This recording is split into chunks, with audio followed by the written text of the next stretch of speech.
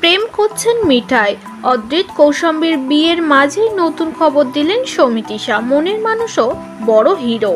আগামী 9 মে বিয়ে করছেন অদ্রিত কৌশাম্বী। 11 মে বসবে রিসেপশন আসর। জুটির বিয়ের কার্ড সামনে আসাতেই দর্শকের উত্তেজনা তুঙ্গে।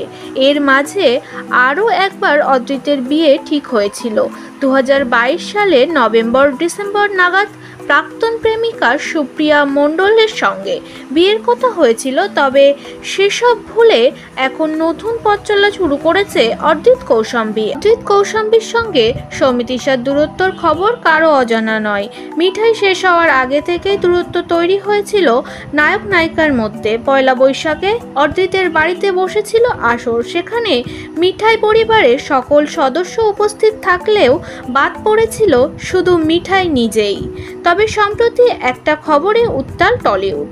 মিঠাই নাকি প্রেম করছে, কিন্তু সঙ্গীকে? আগে না, সৌমিতিশা বেশ ফিল্মি, তার মনের মানুষও পদ্মার হিরো। ইনস্টাগ্রামে তিনি ভাগ করে নিলেন জব উই মিট সিনেমার একটি সিন।